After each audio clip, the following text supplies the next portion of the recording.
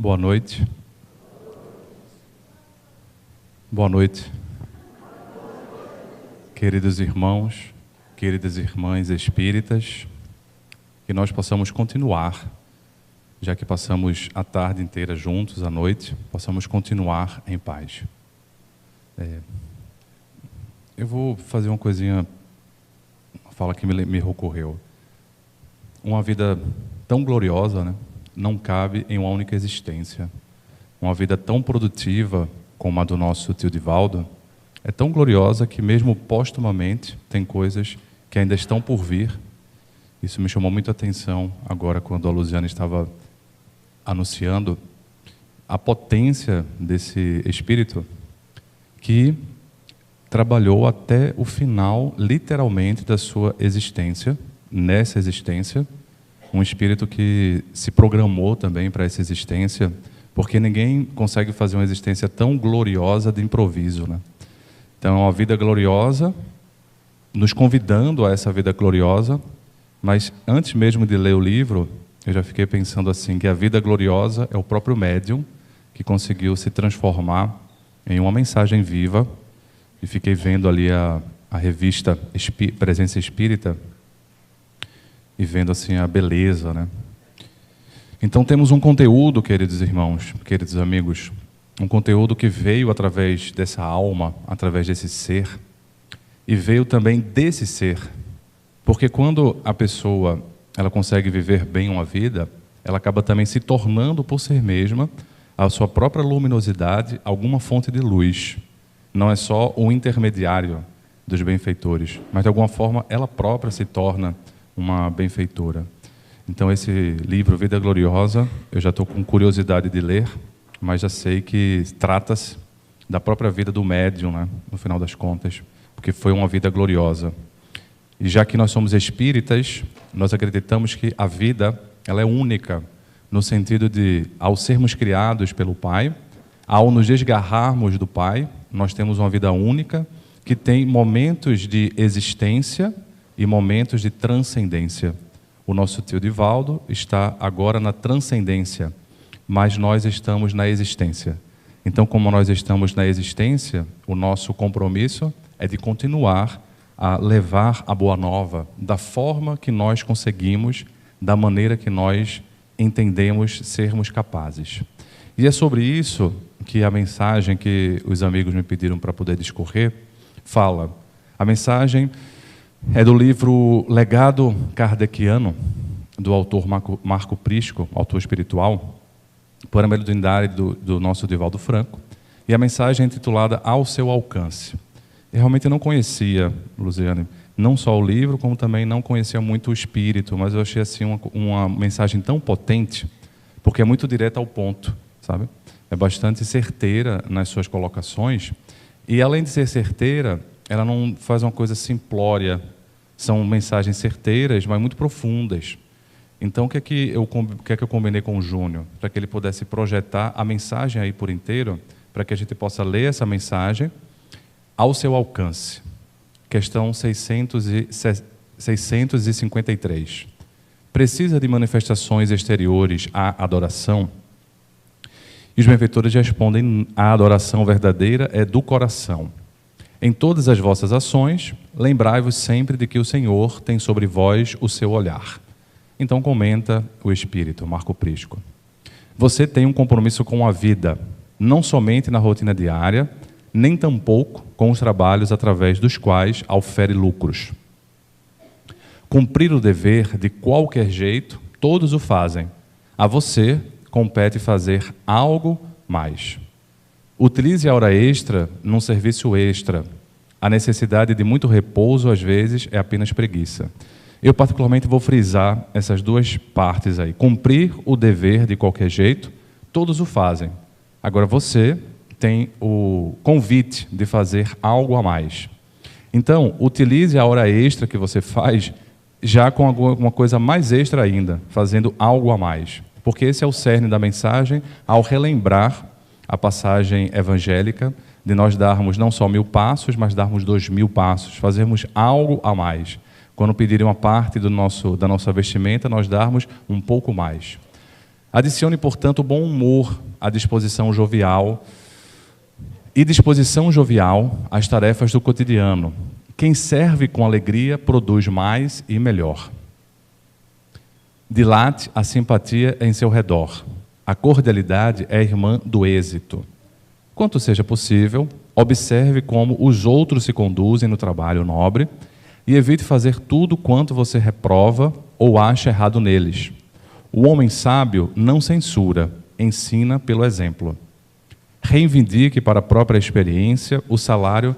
Bonito isso, né? Reivindique, ao invés de reivindicar só o salário, reivindique o salário da serenidade nos labores habituais, permanecendo confiante em qualquer situação. Agir com acerto é título que dignifica o homem. Evite o contágio do pessimismo a se desenvolver no campo das reivindicações injustificáveis. Quem adora o Senhor no trabalho não dispõe de tempo para a autopiedade. E esse autopiedade aí sempre está colocado na perspectiva assim, um excesso de autocompaixão. Eu vou tentar fazer uma até diferença entre piedade e compaixão. Faça da pontualidade uma regra de conduta. Respeito ao tempo alheio é conquista do próprio tempo. Colabore desinteressadamente, quando solicitado, sem a preocupação de recompensa. Os exploradores do esforço alheio são escravos da ambição pessoal, a caminho da loucura da posse. Defenda com desassombro a sua convicção em Deus, através da conduta reta, do dever dignamente cumprido e do respeito às convicções alheias. A adoração verdadeira é a do coração, que ressalta nas qualidades excelentes. Isso aí também é um resumo da mensagem. A adoração verdadeira é a do coração, ele relembra os benfeitores, que ressalta nas qualidades excelentes do homem de fé real. Demore nos bons propósitos.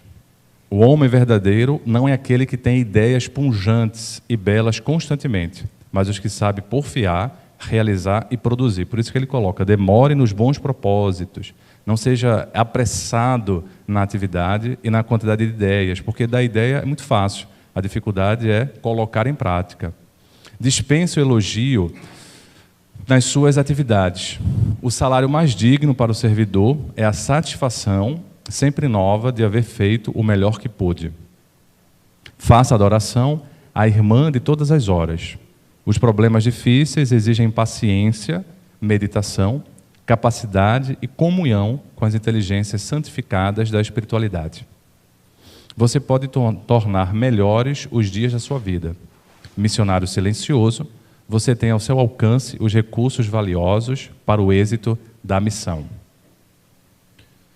Se a gente pensa que muitas mensagens que nós recebemos enquanto médium, elas são direcionadas para nós em primeiro lugar, a gente pode pensar que esse senhor, Divaldo Pereira Franco, conseguiu, de fato, executar essa mensagem, né? Se tornou um missionário silencioso no sentido de tanto orador, né? Mas como também não só um orador, não só um expositor, mas um executor da mensagem. Porque é muito fácil ser expositor de alguma coisa, a dificuldade está em ser um executor. Então, nesse sentido, foi também um missionário silencioso. Apague-se no dever para que a felicidade de todos felicite suas horas. As grandes organizações do mundo, embora a técnica complicada e os recursos modernos, não dispensam o faxineiro honesto, nem o servente humilde. E a engenharia mecanizada não prescinde dos operários laboriosos. Transforme-se em base ignorada, mais valiosa, do labor a que se entregou, e reunindo as doações de tempo e oportunidade, prepare-se resoluto para o futuro, recordando que ele, o mestre excelso da humanidade, exercitando a paciência e o amor, não dispensou a profissão apagada de modesto carpinteiro em Nazaré. E tenha em mente, por fim, que o Senhor tem um olhar sobre você. Eu achei a mensagem tão boa que eu achei que não valeria a pena eu não ler. O fundo do que nós vamos desdobrar é como nós podemos porfiar nessa seara do bem, fazendo da nossa atividade espírita voluntária, ou da nossa atividade profissional, portanto, laboral, que tem uma recompensa financeira, algo que seja também uma pequena missão, uma pequena tarefa. Porque muitas vezes nós acreditamos que temos a possibilidade de fazer uma caridade apenas em um serviço voluntário oficialmente espírita. Mas o que nós temos visto na prática é que nós precisamos utilizar bem o nosso tempo, fazendo com que a nossa atividade diária, não só com a nossa família, mas também onde nós estamos trabalhando, seja também uma extensão do templo, que é isso que a mensagem coloca, uma extensão do templo divino. Quando a samaritana, desgostosa da vida, angustiada, procurava mais amor, mas estava, na verdade, procurando esse amor de uma maneira equivocada, ela encontra Jesus no poço do pai Jacó, e aquele diálogo se torna emblemático, se torna pintura, de tão bonito que é. E no final das contas, o que ela pergunta, junto com os samaritanos que ela reúne, é onde seria melhor adorar a Deus. Seria melhor no templo de Jerusalém ou seria ao pé do Monte Garizim? Porque eles já não tinham mais possibilidade de entrar no templo judeu, porque embora fossem judeus de origem, agora já estavam como que misturados, mestiços, mesclados, depois da invasão do Império Assírio. E, portanto, não podiam mais adorar ao templo em Jerusalém. Quando um judeu, que não era um samaritano, precisava cruzar o território da antiga Palestina, muitas vezes ia pela Pérea, ia ao redor, não passava pela Samaria. Mas Jesus vai algumas vezes e coloca ali não só como um símbolo, por exemplo, de amor ao próximo, aquele samaritano que vai ajudar o que estava caído e acaba fazendo algo mais profundo do que os doutores da lei, mas também quando ele vai ao encontro na terra, ele pisa no solo, e aí já tem um simbolismo de que não são as coisas externas, mas sobretudo a coisa interna do nosso coração, é que nos mostra quão impuros ou puros nós estamos tentando levar uma existência. Nessa perspectiva, é muito natural, até porque somos herdeiros, né, de uma cultura americana, latino-americana, em que nós temos muita natureza, muita abundância natural. É uma consequência talvez óbvia a gente pensar que o melhor local para adorar a Deus seria na natureza, já que a natureza é uma extensão da criação divina. Mas a fala de Jesus é muito mais profunda. Ele vai dizer assim: por enquanto, vocês adoram a Deus no templo de pedra, na natureza, mas chegará um dia em que vocês adorarão a Deus no templo do próprio coração. E é isso então que os benfeitores vão resgatar, essa ideia crística da adoração não externa. E já que não é uma adoração externa, ela não precisa ser feita necessariamente em algum local externamente, mas ela precisa ser feita dentro da nossa interioridade. E essa interioridade, ela tem a ver com a perspectiva de transformarmos a nossa vida em uma verdadeira adoração a Deus. Então, quando nós estamos transformando a nossa vida em uma verdadeira adoração a Deus, de algum modo, não temos mais fronteiras. Não é apenas o centro espírita, não é apenas a obra social, mas é a vida como um todo, onde eu me encontro que eu posso fazer esse algo a mais. Nessa perspectiva, eu recordo-me do legado kardeciano, que é o nome do livro. E o legado kardeciano, ou seja, o legado de Allan Kardec para nosso futuro, não deixa de ser também esse legado de fazer algo mais. Por quê? Porque ele, percebendo a dimensão, ele se entrega, né? A última etapa da sua existência é uma etapa de entrega. Quando ele poderia ter uma etapa de aposentadoria e, portanto, de espera, de tranquilidade, ele tem uma etapa de entregar mais ainda. Mas por que ele conseguiu entregar mais ainda naquele momento? Ao mundo, né? Entregar ao mundo. Porque também não era uma pessoa que estava na preguiça, como disse Parco Prisco. Enquanto um educador, enquanto alguém, digamos, das letras, né? Um intelectual, ele já estava entregando dentro da perspectiva que ele conhecia naquele momento, entregando uma boa gramática para essa língua tão bonita, tão cantante, como francês, entregando, portanto, algo a mais. Então, quando ele chega nesse momento, fica mais fácil fazer a transição, porque não era algo tão novo assim. Às vezes nós planejamos tanto e adiamos tanto para depois, que quando chega o depois, a gente não sabe o que fazer porque nunca fez. Então, começar a planejar a reencarnação futura é começar a porfiar e trabalhar desde já. Quando estamos trabalhando no agora, estamos de alguma forma planejando o amanhã também, porque estamos construindo dentro de nós uma perspectiva diferenciada. Então, quando Kardec percebe tudo que ele tinha que fazer, ele se entrega. Se entrega na publicação de livros, se entrega não só no seu gabinete, publicando livros, se entrega respondendo mensagens, missivas. A quantidade de pessoas que buscavam a Kardec era muito grande. Por isso que você vai perceber que, apesar de não ser médico, e não ser médico psiquiatra, ele traz conceitos que antecipam alguns conceitos que a psicologia veio trazer depois. Já tive a oportunidade de falar algumas vezes o conceito de obsessor de si mesmo, que a gente pode chamar de auto-obsessão, como algo que fica circulando dentro de nós, é uma antecipação do conceito difundido de neurose. E neurose é um conceito que está dentro da psicanálise e que, de certa forma, fala de uma questão psicológica por detrás de conteúdos de ruminações, de ansiedade, de toque, de depressão e de vários transtornos que seriam chamados, na época, transtornos neuróticos. A neurose como essa perspectiva. Quando ele vai, por exemplo, falar de fascinação, um tipo de obsessão, ele vai descrever. É impressionante como você, lendo a descrição de fascinação, lembra também a descrição dos livros de psicopatologia em relação a delírio. Ideias que não correspondem à realidade, mas que a pessoa tem a convicção de que é real, porque ela tem uma convicção, né, firme, mesmo que esteja, digamos assim, absurdamente bizarra, mas ela tem a convicção. Então, certamente, alguém que foi muito buscado para encontrar a dor humana. E quando nós somos buscados para encontrar a dor humana, nós somos levados a entender muitos detalhes que nós ignorávamos até então. Detalhes da existência. Detalhes, por exemplo, como uma benfeitora falou assim, né, em relação à piedade e compaixão. E é interessante que concordo inteiramente com a proposta, porque é isso que eu vejo. Né? De certa forma, pode parecer igual, compaixão e piedade. Mas tem alguma diferenciação. Porque quando eu digo assim, eu estou com piedade de você, de alguma forma nos remete ao sentimento de pena. Né? Eu tenho pena de você.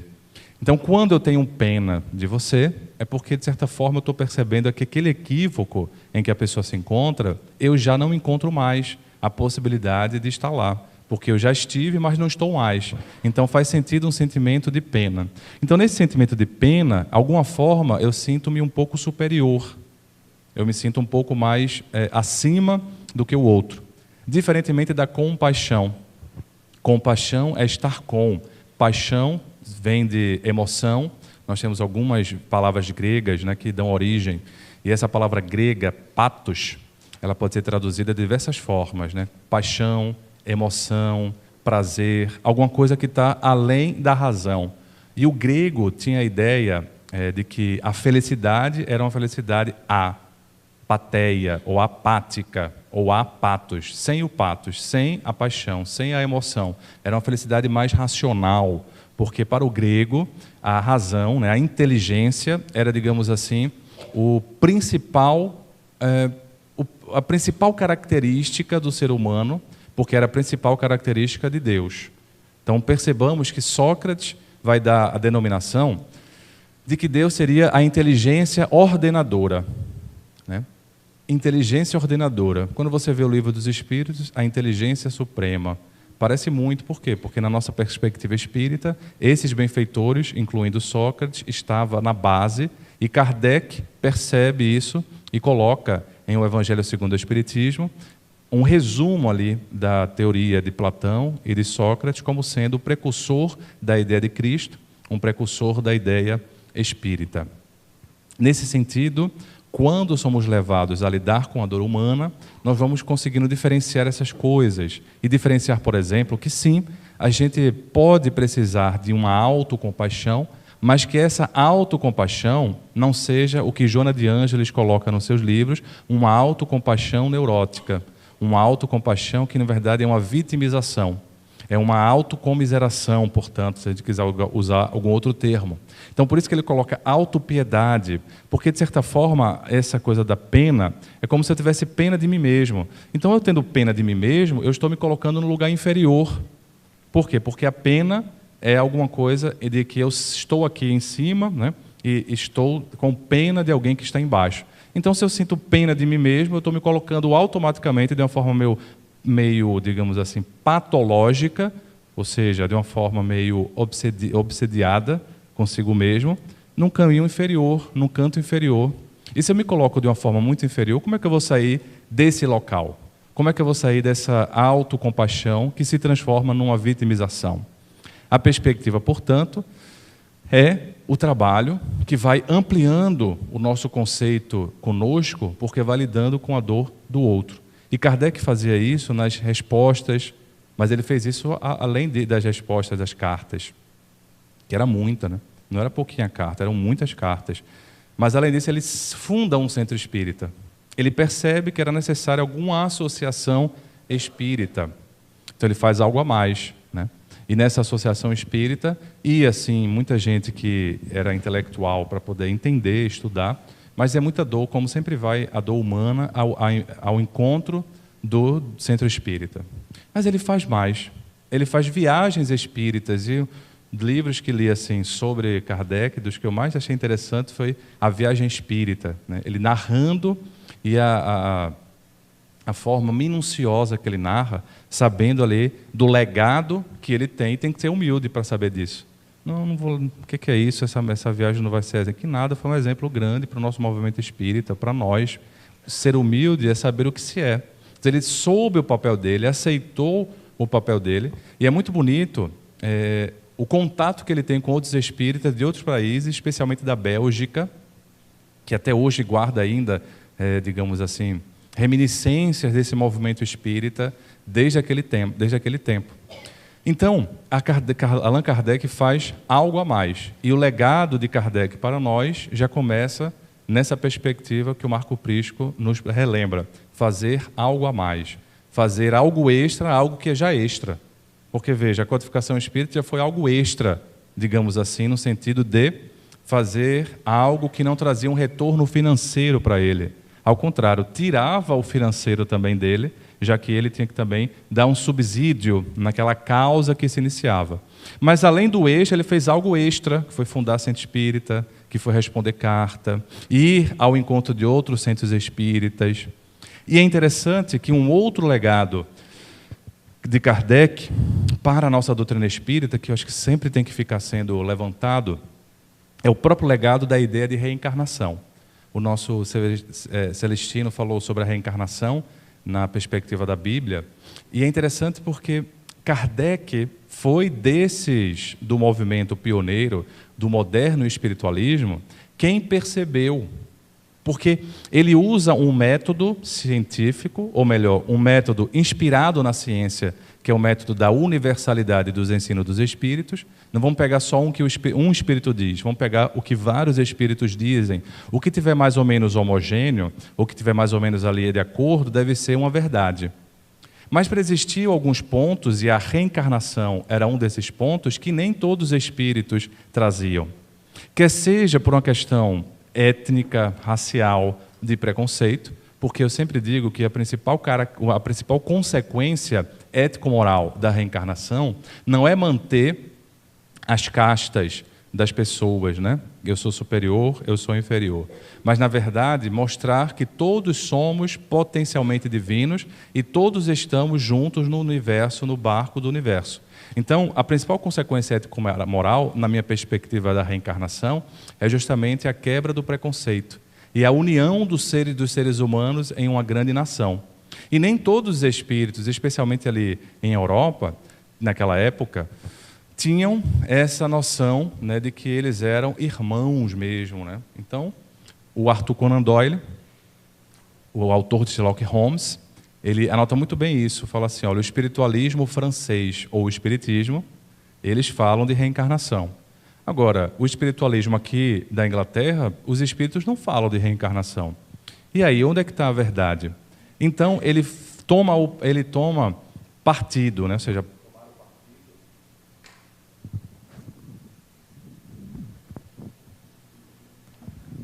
tomar o partido é tomar parte de algo. Ou seja, eu vou tomar parte em algo, alguma coisa. Então, Arthur Conan Doyle, autor de Sherlock Holmes, médico, mas famoso muito mais por ser escritor, ele toma um partido ali. Ele fala, olha, do ponto de vista ético-moral, do ponto de vista de consequências, me parece que a reencarnação que os espíritas franceses falam faz muito sentido. Eu concordo com essa visão.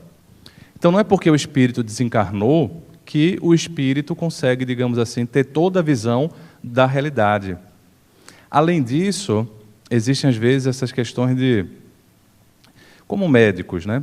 Hoje é dia do médico, e tem uma brincadeira que dizia, hoje em dia mais não, mas no passado, o estudante de medicina entrava na faculdade achando que era Deus, e quando se formava tinha certeza. Mas hoje, graças a Deus, está todo mundo evoluído. Porém, existem algumas especialidades médicas que não são Deus, são Zeus. Estão no top, né? Mais ainda. Então, existe isso entre países, né? A pessoa que é da Europa, mas não sou europeu, não. Eu sou, na verdade, uma outra coisa, né? E é interessante que, nem só porque a pessoa é médio, é o terceiro ponto. Um bom médio vai ter essa percepção do que Kardec teve. Os dois grandes exemplos, digamos assim, é o próprio Daniel Douglas Home e a Céline Jaffe, para citar dois grandes exemplos que reencarnam depois e aí adotam esse legado kardeciano como sendo a pauta de suas vidas. Porém, quando você vê o Daniel Douglas Home, que Allan Kardec respeitava muito, citou mais de uma vez nas suas obras, o Daniel Douglas Home, como você vê na sua autobiografia, ele não acreditava em reencarnação, apesar de ser um médium extraordinário. Um dos médiuns que poucas vezes foi catalogado como sendo não só médium, mas paranormal também, né? Você tem ali o fenômeno de levitação. E eu perguntei isso para o tio Divaldo, perguntei, tio, aquela levitação do Daniel Douglas Home era um fenômeno de bicorporeidade, ou seja, foi o corpo etéreo dele, numa fala de Ernest Bozano, né?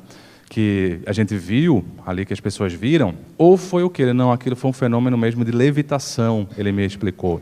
É como se a matéria, o corpo somático, tivesse ficado mais, digamos assim, menos denso, e como se o corpo espiritual tivesse puxado a matéria. Então, um fenômeno raro, né? Raríssimo, que não é um fenômeno mediúnico, é um fenômeno paranormal, dentro dessa paranormalidade bem difícil de acontecer. Você tem ali livros da época narrando, né, o fenômeno de levitação, mas era coisa rara. Então, esse médium e esse paranormal, ele, apesar de tudo que fez, ele não acreditou naquela existência dele em reencarnação. Se pensarmos assim, Céline Jaffe, uma médium que ajudou a codificação espírita, em determinado momento, ela também não concorda ali com algumas coisas de Kardec, que era o quê? Dai de graça o que de graça recebeste. Kardec traz uma nova, né? Ao lado da reencarnação, o legado de Kardec é um legado também de superação. Ele transforma a visão espiritualista, a partir do espiritismo, em uma visão transcendente mesmo. O objetivo da mediunidade espírita não é enriquecer o bolso do médium e nem tornar o centro espírita enriquecido. O objetivo da doutrina espírita é fazer transcender o ser. E a transcendência nos fala de objetivos não materiais exclusivamente, mas sim de objetivos que vão para além do nosso ser, ou seja, além de nós mesmos. Nessa perspectiva, em algum momento, a Céline Jaffe queria os direitos autorais do Livro dos Espíritos, sobretudo. E então, Allan Kardec já tinha, inclusive, desencarnado, e ela vai atrás de um russo, né? Alexandre Aksakov, que era conde, tinha uma posição bastante respeitável no movimento espiritualista, mas naquele momento o próprio Alexandre Aksakov também não era espírita na sua totalidade. Porque, por exemplo, reencarnação ele também, naquele momento, não acreditava. Por quê? Por outro ponto, os fenômenos espiritistas, os fenômenos mediúnicos que ele participava, não eram os mesmos fenômenos que Kardec e Leon Denis faziam em grande maioria. Os fenômenos de Kardec e de Leon Denis, que eles participavam mais, eram fenômenos o quê? Intelectuais, ou seja, fenômenos que traziam algum conteúdo mais moral. Enquanto Aksakov e outros, eles participavam mais de fenômenos físicos, porque eles queriam provar a existência de alguma coisa para além da matéria. E o efeito de fenômeno físico não traz tanto conteúdo, digamos assim, de conteúdo moral, evangélico, filosófico. É mais ali a comprovação. Então, como ele não escutava, ele toma um partido, escreve, inclusive, contra Allan Kardec nesse aspecto, influenciado tudo bem pela Céline Jaffe, mas não acredita. Então, queridos, veja que a bagunça não, a confusão era grande desde o início, né? A confusão de conceitos não era, digamos assim, de uma coisa nova. A gente acha que é uma coisa nova. É nada, desde o início, porque os cientistas não concordavam entre si, os médios também não concordavam entre si, apesar de estar todo mundo falando da mesma coisa, que é o fenômeno espiritualista. Então, Kardec traz um legado fundamental. A doutrina espírita, como nós a entendemos, e que tem essas duas coisas aí centrais, reencarnação e uma transcendência de objetivos, que não seja só objetivo monetário, nós encontramos a partir de Kardec. É interessante que Aksakov foi chamado de Kardec russo, mas o Dr. Bezerra de Menezes é o Kardec brasileiro. Então, veja a diferença da situação. Enquanto o conde Aksakov, ele muito mais, publicou livros, tudo bem, ele dedicou o seu dinheiro, o seu próprio financiamento para as obras que publicou, para as sessões mediúnicas que levava, porque ele levava os médios à Rússia, levou o Daniel Douglas Home, né? A família dele, uma jovem da família dele se casou com o Daniel Douglas Home, a primeira esposa do Daniel Douglas Home. O Aksakov foi testemunha do casamento, inclusive. Então, uma pessoa dedicada. Mas em 1886, mais ou menos, nós temos uma notícia muito boa em Reformador, de Bezerra de Menezes, aqui no Brasil, oficializando, fazendo uma conferência para cerca de 2.000 pessoas, falando do Espiritismo e se dedicando, nessa fase final da sua existência, a esse algo a mais, fazendo o que era possível ao seu alcance, fazendo esse extra, que é do que o universo nos convida. Então ele se dedica totalmente ali, no final, ao Espiritismo, e ao serviço que já fazia caritativo, sempre fez. E é interessante porque no mesmo ano, um médium, que não recordo agora o nome, era levado pela primeira vez para a Rússia, para a primeira sessão mediúnica com esse médium, sobre os estudos do Aksakov, né? Então existe essa notícia. O que acontece? Na Rússia, nenhum dos livros, né, publicados, que foi assim, inclusive a codificação traduzida, se mantiveram. Hoje não temos nem a codificação em russo, originalmente traduzida pelo Aksakov. Mas aqui no Brasil, nós temos o legado kardeciano a partir de Dr. Bezerra de Menezes. Por quê? Ele não se dedicou, digamos assim, a um estudo apenas intelectual da obra kardeciana. Ele se dedicou a uma vivência moral do Espiritismo. Então dizem algumas pessoas que o Espiritismo reencarnou, né, encarnou ali, ou nasceu lá na França, aí deu a desencarnada e reencarnou aqui no Brasil. Mas eu acho que é uma verdade, já falei isso uma vez, mas acho que é uma verdade meio parcial. Por quê? Porque tínhamos Bezerra de Menezes, tínhamos Bittencourt Sampaio, tínhamos ali Eurípides Bassanufo, tínhamos uma série de espíritas, até da Bahia, né? Luiz Olímpio Teles de Menezes, se correspondendo com Kardec simultaneamente.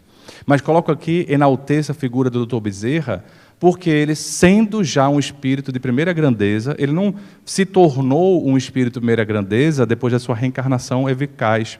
Ele já veio, muito evoluído. Mas sendo um espírito de primeira grandeza, qual o trabalho que ele fez? Sobretudo, atender gente pobre.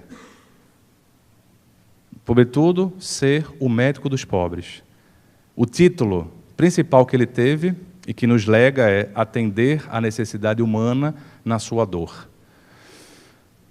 Quando ele desencarna, Divaldo, Chico, Ivone e os médios que na época tinham contato, e era o receituário mediúnico, porque a saúde era muito mais precária do que hoje. Se hoje já é, naquela época era muito mais no nosso Brasil. Então, Dr. Bezerra de Menezes, um espírito já de primeira grandeza, o que é que ele faz? Manda livros, manda, mas, sobretudo, atende o pessoal necessitado. Então, esse espiritismo não desencarnou para reencarnar aqui. Já fez um fenômeno de birreencarnação, ou seja, bicorporeidade reencarnatória, digamos assim. Reencarnou lá e cá, para poder dar as bases de sustentação para termos o que nós temos hoje aqui no Brasil. Nessa perspectiva, acho que nunca fiz um comentário assim gravado, mas queria fazer um comentário sobre o nosso senso. Nossa preocupação, a minha pelo menos, não é a preocupação de aumentarmos os números, porque senão cairemos na preocupação de fazer tudo o que é possível e impossível para poder chegar no objetivo. Nossa preocupação é dignificar o ser humano, trazendo-lhe uma perspectiva espiritual. Desde que Kardec estava entre nós, ele não fazia a necessidade de a pessoa se converter. Então, você tem ali vários exemplos de pessoas que continuavam na sua fé, mas iam também para o centro espírita com Kardec. As pessoas, então, eram apresentadas a uma nova visão. Então é interessante, eu estava na Colômbia e veio, nesse último final de semana, fazendo palestras espíritas, então veio uma pessoa do Panamá, ela falou, poxa, eu estou tão empolgada, nunca ouvi falar de espiritismo, nunca tinha ouvido falar, mas eu estou tão empolgada com esse congresso. Mas ela estava assim, meio preocupada, né, porque ela, o que é que eu faço? Como se tivesse que ter uma conversão, ela era de outra religião, e aí eu expliquei isso, olha, mas Kardec não... Talvez foi uma face para ela poder vir, né? Mas é um argumento real, é um argumento real. Você não precisa deixar de ser a sua religião de logo, de pronto. Você pode ir ampliando a visão, vai conhecendo a doutrina espírita, até que um momento você vai decidindo, né? Às vezes tem gente que não se decide e vai ficando catopirita, né? Católico e espírita. Tem gente que vai ficando espiritélico. Espírita e evangélico eu conheço. Eu conheço. No centro espírita que eu nasci, Investigadores da Luz, lá em Recife, né? Trabalhei muitos anos, lá muitos anos, a fundadora Dona Niná. Então, eu me lembro de uma senhora, quando terminava a palestra, ela sempre falava comigo. Aí uma vez ela falou, mas meu filho, olha, eu também sou evangélica, viu? Aí eu assisto você e assisto o pastor ao mesmo tempo. Eu falei, depois a senhora vai se decidindo. Eu não sei se eu consigo, porque já faz 30 anos. Eu achei interessante, assim, 30 anos que ela assistia ali as palestras. Mas eu, na minha família, eu tenho um caso muito interessante, assim. O primeiro espírita da família foi o meu tio, irmão de minha mãe, que mora em Manaus. Em Manaus, ele dirige há muitos anos um centro espírita que tem uma obra social bem grande, o Tomás de Aquino. Então, ele é filho, né, de uma mulher que era muito católica, minha avó, e ela dava aula de catecismo, inclusive. E quando ela se referia a, por exemplo, Martinho Lutero, ela se referia assim com a tristeza a Martinho Lutero, do tipo, mas era um padre que se revoltou, que coisa. Então você vê como ela era católica. Então, o meu tio, quando ele conhece o espiritismo, né, conhece inclusive a Dona Niná, que foi amiga do tio Divaldo, das primeiras vezes que o tio Divaldo foi para Recife falar, foi lá no Neil, né? Então a pedra fundamental, etc., ele foi lançando. Pois bem, aí ele ficou com medo assim, de falar para a minha avó, que estava assim, adoecida, e terminar de matar de desgosto, né? O filho dela tão querido, então ele não falou, mas não é porque ele não tivesse medo, não. É assim, no sentido não de medo do julgamento, medo de matar mesmo, de desgosto. Então ele não falou. Mas não era uma pessoa em cima do muro, era uma pessoa diferente. Esse tio é uma pessoa diferente, positivamente falando. E aí ele se apaixonou, né, e casou com a judia. Tão interessante, né? A esposa dele até hoje, né, judia, e ele espírita. Nunca nenhum deixou a própria religião, né? Nunca ninguém precisou converter-se a nada. E eu achei interessante, porque uma vez ela estava lá na minha casa, na casa de minha mãe, na verdade, digamos, copiando uns CDs para vender, para manter a obra social espírita. Aí eu perguntei para minha mãe, e ela se tornou espírita, foi? Eu não sabia que ela era espírita. Não, é porque o teu tio é tão assim, congraçador, né, assim, de conseguir se abraçar, e ela vai para o centro espírita, ajuda a obra social espírita, embora não seja espírita, mas ajuda a obra social espírita. E ele vai para a sinagoga, e os rabinos lá respeitam tanto ele, que de vez em quando pedem para ele comentar a Torá. Veja que coisa bonita. Eu acho isso fantástico, assim. Aí, os filhos dele, meus primos, cresceram com a cultura judaica e com a visão espírita. Então, eles se falam assim, eu sou judeu espírita. São 3 que se denominam judeus espíritas. Um judeu espírita casou com a católica praticante. O outro judeu espírita casou com uma evangélica, e praticante também. E a outra judia espírita, a gente pensava que ia se casar com um testemunho de Jeová. Kardec, Jesus, todo mundo jantando, né, de forma fraterna. Legado kardeciano. Tolerância, no sentido de amar. A tolerância, eu penso, né, é um conceito que eu penso. A tolerância é a presença do amor onde o entendimento ainda não conseguiu chegar. Eu não preciso entender você para amar você. Eu preciso amar. Se eu precisar entender para amar, aí demora um pouco mais. Às vezes nunca chega o amor. Porque tem coisas que são inentendíveis, né? São ininteligíveis. Porque há mistérios peregrinos. Então, se há mistérios dos destinos, como é que a gente vai conseguir entender tudo para poder amar? O amor, ele precisa chegar antes do entendimento. E o amor que chega antes do entendimento é tolerância. Não significando que eu tenho tolerância porque eu sou mais evoluído e tolero a sua perturbação. Porque aí não é tolerância, é vaidade. E vaidade das vaidades, como citou muito bem nosso Celestino, é o principal problema humano, né, já levantado pelo Eclesiastes, né, que significa assembleia, talvez seja um discurso de Salomão para a assembleia. Nessa perspectiva, nós precisamos fazer um legado de um pouco mais. O amor nos fala isso. Fazer o extra no que já é extra. Ah, estou fazendo muito, fazer um pouco mais, ou seja, amar mesmo sem entendimento das coisas, eu sou convidado a amar. É isso que a gente vai vendo esses arautos dessa primeira tempo fazendo, gerando dentro de nós. Eu me recordo, e queria ir finalizando o nosso encontro, de uma história real que me tocou muita alma recentemente. Uma aluna, eu estudei na Universidade de Pernambuco e fui professor há 11 anos da Universidade Federal de Pernambuco. Então, é a estadual e a federal. Então, na estadual de Pernambuco, nós temos lá um centro de excelência em oncologia, que cuida de pessoas com câncer, especialmente crianças.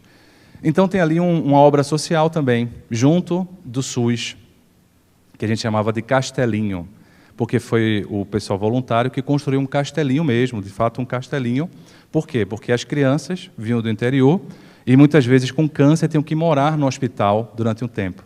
E para poderem morar no hospital de uma maneira menos dolorosa, usaram então essa ludicidade para poder deixar um ambiente mais amoroso e acolhedor. Nesse castelinho tinha uma frase que provavelmente foi de Paracelso, um médico, talvez místico também, que dizia assim: curar às vezes, aliviar quase sempre, mas consolar sempre. Curar às vezes, aliviar quase sempre e consolar sempre.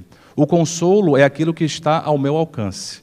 O alívio já depende de alguma coisa a mais, da lei divina, da lei de causa e efeito. E a cura aí depende de algo que não depende de mim. Mas o conforto, o consolo, depende de mim. Eu posso fazer isso, é o que está ao meu alcance. É esse extra que o amor nos convida a fazer. Então, tinha lá uma jovem, uma criança, eu não conhecia naquela etapa. Embora eu tenha sido voluntário por um pouco tempo, toquei música lá, para violão para os internos, fazia o que era possível, né? Não tinha muito tempo, já era espírita, de trabalhar, de fazer palestras, mas um pouquinho às vezes eu ia lá Tudo bem. Então, essa criança tinha tido um câncer, na verdade, um tumor na perna, e esse tumor na perna fez com que ela tivesse que ser amputada. Então, sofreu uma amputação com mais ou menos seus 8, 9 anos. Morou lá no hospital muito tempo, pelo menos ali 1 ano, que eu acho muito tempo de ficar em um hospital criança, né? Marca a vida dela. Foi também para a Universidade Federal e era muito pobre, né? Do interior de Pernambuco, uma cidade chamada Garanhuns.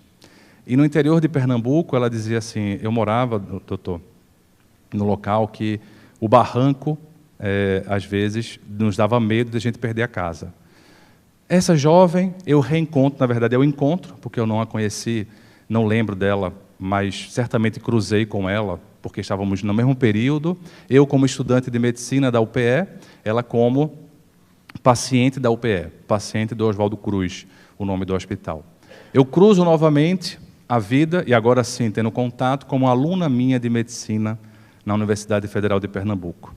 E ela foi apresentando, contando a história dela numa atividade que fizemos, e então eu pensei nas dores, não só pensei nas dores dessa jovem, né? Agora possibilitada de ser estudante de medicina, ela já sofrendo algo por causa das doenças e etc. Mas vi também, não só pensei, vi a dor que ela estava, quando estava relatando aquele caso, e percebi que ela estava com depressão. Mas, obviamente, eu estava como professor. Mas, como professor, a gente pode fazer algo a mais. Pode fazer algo a mais. Então, quando acabou as aulas, eu mandei uma mensagem, pedi o contato dela e falei assim, Vitória, e vou falar o nome porque ela me permitiu. Vitória, se você desejar, nós temos um ambulatório que eu fundei para cuidar dos estudantes de medicina, para ajudar quem cuida. Porque não dá para cuidar bem da sua população se você não cuidar das pessoas que estão cuidando da população. Então, a minha visão foi sempre essa, enquanto professor, em tudo o que faço, é cuidar de quem cuida, para poder cuidarmos melhor das pessoas que nos procuram. É a mesma proposta para o Centro Espírita. Não só cuidar das pessoas que chegam, mas das pessoas que já estão. Portanto, não ficar preocupado, porque, por exemplo, um parênteses, uma jovem me procura uma vez, e eu pergunto sempre, né, a parte espiritual, a parte da espiritualidade, e perguntei qual a sua religião, ela falou, eu sou espírita. Ela não sabia que eu era espírita. Depois de 1 ano, mais ou menos, sendo paciente minha, e ela falou, doutor, olha, eu vim fazer uma confissão para o senhor hoje também. Na verdade, eu não sou espírita, não, mas eu descobri que o senhor é espírita, né? Então, agora eu estou mais tranquila com o senhor, porque eu, na verdade, sou da Umbanda. Só que eu fiquei com medo de falar para o senhor e o senhor rotular-me de doida, logo de cara, assim. Então, veja o nível de preconceito, né, que nós vivemos. E quando esses números de Umbanda, de Candomblé, aumentam, eu acho que isso é fantástico, porque mostra que as pessoas podem agora, com mais tranquilidade, falar o que são sem necessariamente utilizar o termo mais convencional espírita, para poder se esconder nas suas dores. É uma dor, né? A pessoa ter que esconder o que é para colocar outro nome social mais aceitável. Todas essas coisas não estão na estatística dos números, estão nas qualidades da conversa que a gente vai tendo e conhecendo as dores humanas. Voltando para Vitória, eu pedi para que ela procurasse uma ajuda psicológica conosco. Ela aceitou e falei, olha, eu vou supervisionar o teu caso. A supervisão acontece sem a presença de outros estudantes, então você vai ficar com privacidade, e depois que o aluno acabar a residência, eu lhe ajudo. Foi isso que fiz, ajudando-a, e me emocionei, então, quando ela se formou médica. Mas me emocionei não pela formatura só, me emocionei porque ela então foi entendendo a importância da gratidão. E ela me falou assim, engraçado, né, professor? O senhor fala tanto de gratidão, e eu fiquei pensando em agora fazer uma carta, que o senhor já me falou para fazer, e nunca eu consigo, a carta de gratidão. Mas eu fiquei pensando também, professor, em ir lá no Hospital Oswaldo Cruz, faz anos que eu não vou lá, reencontrar as pessoas e entregar em loco, falar para as pessoas, falar para as médicas, enfim, o que é que o senhor acha? Eu falei, eu acho fantástico você ir. Acho fantástico, porque você agora tem condições de revisitar a sua dor com mais maturidade, porque faz 4 anos que você está em ajuda terapêutica, tratando dessa criança literalmente ferida, para poder cuidar das outras dores humanas. Ela ficou preocupada, porque ela nunca quis e nunca pôde usar prótese. Então, ela usava a bengala. E eu acho muito interessante também, e aí faço uma psicoeducação sem julgamentos, o cuidado com o termo uma bengala que nós usamos, porque a bengala é muito bom, só sabe quem precisa. A bengala é muito bom, só sabe quem precisa. Não é uma coisa diminutiva da capacidade de ninguém, é alguma coisa que nos ajuda, inclusive essas questões psicológicas, porque ninguém é autossuficiente para aguentar tudo de cara. Nós temos a capacidade limitada, como nos diz Joana de Ângeles no livro Sendas Luminosas, o nosso psicológico tem limitações de aguentar algumas coisas e precisamos ir aos poucos para podermos, digamos assim, nos fortalecendo. Então ela nunca quis ter uma prótese e também nunca pôde, porque quando ela foi atrás, custava mais ou menos R$100 mil uma prótese. Mas agora ela vontade de ter uma prótese para deixar a bengala de lado e ter então uma maior autonomia e aquela bengala que lhe ajudou tanto, agora um outro tipo de investimento. Então veja que dificuldade. Uma pessoa pobre, se formando em medicina, tendo o desejo de ter uma prótese para poder ser uma médica com mais autonomia, já com uma dívida aí de R$100 mil, sendo pobre, difícil para conseguir, mas volta ao hospital. E é interessante porque a médica que cuidou dela na infância, eu acabei tendo um contato, por acaso, como pediatra que é, e ela foi então, ela viu meu nome e falou: você é Léo, que é psiquiatra, que você faz palestra, isso mesmo. Ela foi perguntando as 4 coisas para saber se era eu mesmo, né? Aí eu falei: é isso só, né? É só isso. Ela: que bom. E aí eu falei: então você é do Oswaldo Cruz? Aí falamos o nome, enfim, ela foi a médica dessa paciente. Os caminhos da vida, né, que se reencontram. Fazia 10 anos que Vitória não voltava ao hospital, porque não é fácil voltar ao local da dor, não é fácil. 10 anos que ela não voltava, e agora voltava com gratidão, voltava doutora, no sentido bonito do termo, no sentido não narcisista, mas bonito, doutora, com o diploma na mão, uma criança que teve câncer e amputação. E ela me falou assim: doutor, o que é que o senhor acha? Eu fiquei com vontade de fazer um trabalho voluntário lá no Oswaldo Cruz. O que é que o senhor acha? Eu fiquei assim pensando, eu fui professor de muitos alunos de medicina e conheço muitos médicos. É natural que quando a gente se forme, a gente queira autonomia, o salário, sair de casa, a liberdade. Então, dificilmente alguém que se forma já pensa logo no trabalho voluntário. Tinha sido ela e uma outra jovem que conheço que fizeram isso assim que se formaram. Além do trabalho remunerado, dos plantões, o trabalho voluntário. Porque, de fato, a dor que nós conhecemos, na nossa pele, como ela conheceu, pôde torná-la mais sensível à causa da dor alheia, e ela me perguntou: o que é que o senhor acha? Eu acho fantástico. Eu não falei que tinha sido poucas pessoas que eu conheci, para não desestimulá-la, ela poder ir. Mas ela, então, preocupada: mas e minha família, doutor? Eu fico preocupado com minhas irmãs, para que elas não tenham o mesmo destino que muitas pessoas têm, né?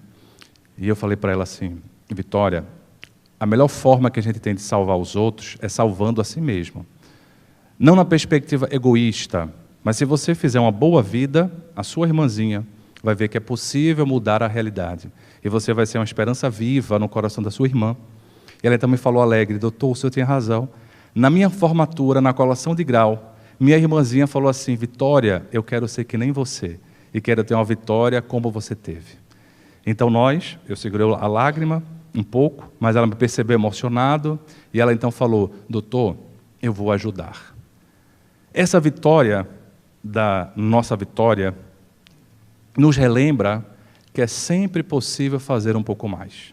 Mesmo necessitando de uma prótese, a primeira coisa que ela pensou e perguntou para mim: o senhor acha que eu devo?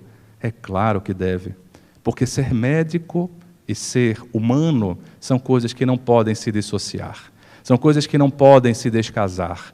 Nós não podemos transformar Tarefa tão bonita, e uma tarefa apenas mercantil, que também temos o dever, sim, é a nossa profissão, mas na medida do possível e do impossível, façamos um pouco mais, um extra, dentro do extra que a vida nos pede, para que possamos então aumentar a nossa perspectiva e entendermos esse legado que chega às nossas vidas, não mais com um pensamento, não mais com a razão, mas sim com o coração entendendo, o sentimento entendendo no ritmo da tolerância, do amor, dessa perspectiva que muda, como diria o nosso Castro Alves, perguntando: Deus, ó Deus, onde estás, que não me respondes?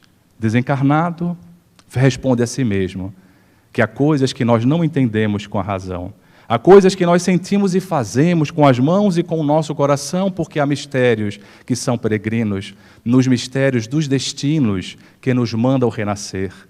Da luz do Criador nós nascemos, múltiplas vidas vivemos, para a mesma luz volver, e buscamos aqui na humanidade as verdades da verdade, e sedentos de paz e de amor, somos míseros cativos em meio aos mortos-vivos, na iniquidade e da dor. É a luta eterna, é a luta bendita, em que o espírito se agita nas tramas da evolução. É a oficina onde a alma presa forja, a luz forja a grandeza da sublime perfeição. É a gota d'água que vai caindo no arbusto que vai subindo, pleno de seiva e verdor. Ou o fragmento do estrume que se transforma em perfume na corola de uma flor. A própria flor que terna expirando, cai no solo e vai fecundando o chão duro que produz, mas nesse cair ela deixa um aroma leve nas aragens que passam breves nas madrugadas de luz. É a rija bigorna o malho, pelas fainas do trabalho a enxada fazendo o pão. Ou o escopro dos escultores que transforma as pedras em flores, em carraras de eleição.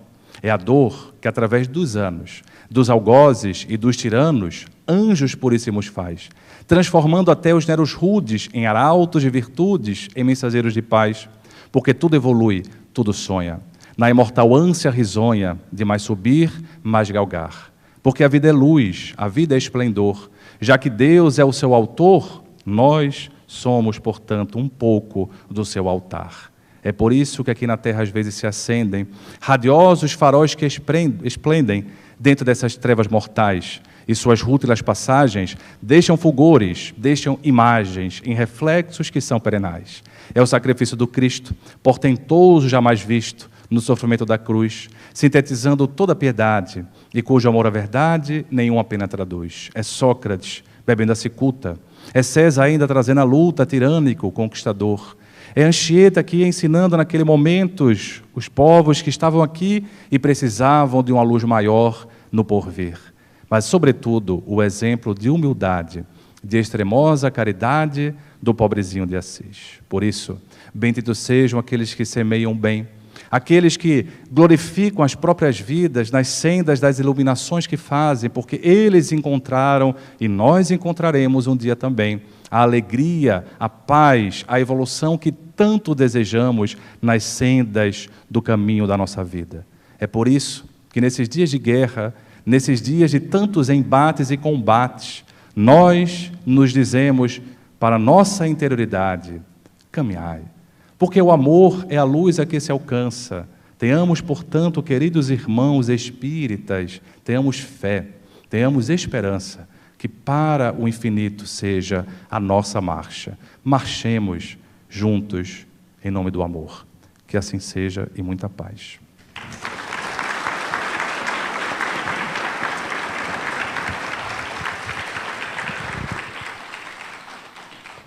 Agradecido ao Dr. Leonardo Machado pela palestra do dia de hoje. E agora, a partir desse momento, vamos nos preparar para o encerramento das nossas atividades. Eu vou convidar aos médiuns passistas da casa para que se coloque ao longo dos corredores na aplicação dos passes coletivos. Senhor e Mestre Jesus, amigo incondicional das nossas vidas, hoje, Senhor, tivemos momentos agradabilíssimos no transcurso da tarde e agora à noite. Quantos exemplos, quantas formas de enxergarmos a vida de uma forma diferente. Nos legastes diversas oportunidades e muitas rejeitamos, desdenhamos, não valorizamos. Mas hoje, impulsionados pelo vosso amor, todos nós nos quedamos diante de vós, compreendendo que és um ser majestoso na regência dessa humanidade tão sofrida. Por isso, nós rogamos a partir desse instante a vossa especial misericórdia para com todos nós. O passado, este Senhor, já foi. O presente é um relâmpago na noite escura. Mas o futuro é aquilo que acreditamos a partir dos vossos ensinos e da doutrina espírita. Faculta-nos, pois, Senhor, que possamos vivenciar a partir desse instante e através dos médiuns passistas aqui presentes, a irradiação benéfica das energias do mundo espiritual e a bondade da energia anímica de cada médium, recaindo sobre todos nós, como gotículas de luz provindas do mundo espiritual através do vosso amor. Abençoa-nos, abençoa Divaldo Franco, Nilson de Souza Pereira, aos benfeitores espirituais desta casa, regidos pela benfeitora Joana de Ângeles, e os nomes que colocamos na entrada do cenáculo, dos encarnados, dos desencarnados, por ele pedimos, Senhor, a vossa misericórdia. Fluidifica a água, transformando-a num medicamento, num remédio para todos nós. Conduze-nos de retorno ao lar, felizes como agora estamos, levando a vossa mensagem de amor àqueles que lá nos aguardam. Sê conosco, Mestre, hoje e por todo sempre, e que assim seja. Está encerrada a nossa reunião. Muita paz a todos.